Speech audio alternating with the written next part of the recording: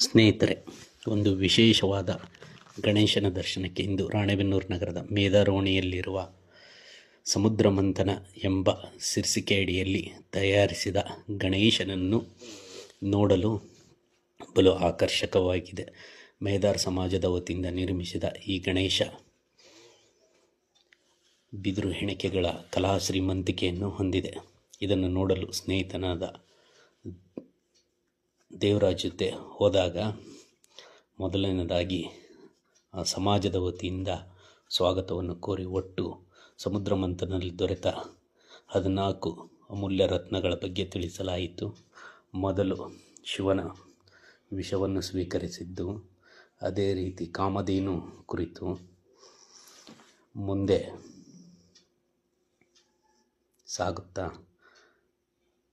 ಅನೇಕ ಚಿಕ್ಕ ಚಿಕ್ಕ ಬ್ಯಾನರ್ ನಡಿಯಲ್ಲಿ ದೊರೆತಂಥ ಅನೇಕ ವಿಷಯಗಳನ್ನು, ಸಮುದ್ರ ಮಂಥನದಲ್ಲಿ ನಡೆದ ಕಥಾ ಸಂಚಿಕೆಗಳನ್ನು ಚಿಕ್ಕ ಬ್ಯಾನರ್ ನಡಿಯಲ್ಲಿ ತೋರಿಸಿದೆ. ಒಟ್ಟು 14 ಅಮೂಲ್ಯ ರತ್ನಗಳು ಎಂಬ ವಿಶೇಷ ಶೀರ್ಷಿಕೆಯ ನಾಮಫಲಕಗಳನ್ನು ಹಾಕಲಾಗಿದೆ.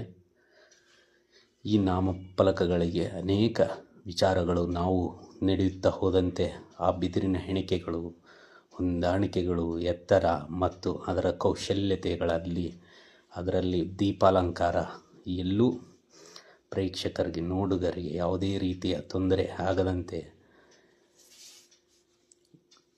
ಎಲ್ಲ ಶ್ರೀಮಂತಿಕೆಯ ಕಲಾಕೃತಿಯನ್ನು ಈ ಬುಡಕಟ್ಟು ಜನಾಂಗದವರು, ಮೇದಾರ್ ಸಮುದಾಯದವರು ಭಾಳ ಚೆನ್ನಾಗಿ ಈ ಗಣೇಶನನ್ನು ಕೂರಿಸಲು ಅದ್ಭುತ ತಯಾರಿಯನ್ನು ನಡೆಸಿದ್ದಾರೆ.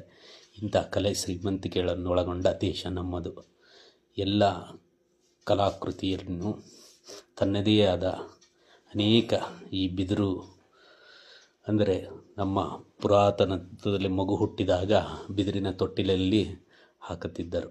ನಮ್ಮ ಬದುಕು ಪ್ರಕೃತಿಯೊಂದಿಗೆ, ಮನುಷ್ಯನ ಬದುಕು ಈ ಪ್ರಕೃತಿ ಒಂದು ಜೊತೆಗೆ ಅವಿನಾಭಾವ ಸಂಬಂಧ. ಆ ಸಂಬಂಧದಲ್ಲಿ ಈ ಮೇದಾರ್ ಸಮುದಾಯವು ಹಿಂದಿನಿಂದ ಕೃಷಿಕರಿಗೆ ಗೃಹ ಬಳಕೆ ವಸ್ತುಗಳಾದ ಮರ, ಬುಟ್ಟೆ ಮತ್ತು ಈಗಲೂ ಸಹ ಪೂಜೆಯ ಅಂತಿಕೆಯಲ್ಲಿ ಚಿಬಲ, ಚಿಪ್ಪು, ಮದುವೆ ಶುಭ ಸಮಾರಂಭಗಳಲ್ಲಿ ಬುಟ್ಟೆಗಳನ್ನು ಕೊಡುವುದು, ಆ ಹೆಣಿಕೆಗಳನ್ನು ಈಗಲೂ ಅವರು ಅದ್ಭುತವಾಗಿ ಹೆಣೆಯುತ್ತಿದ್ದಾರೆ, ನೋಡಬಹುದು. ಈ ಎಲ್ಲ ಕಲೆ ಹೆಣಿಕೆಗಳು ಭಾಳ ತುಂಬ ಚೆನ್ನಾಗಿ ಅಲಂಕರಿಸಲಾಗಿದೆ. ಈ ರೀತಿಯ ಕಲೆ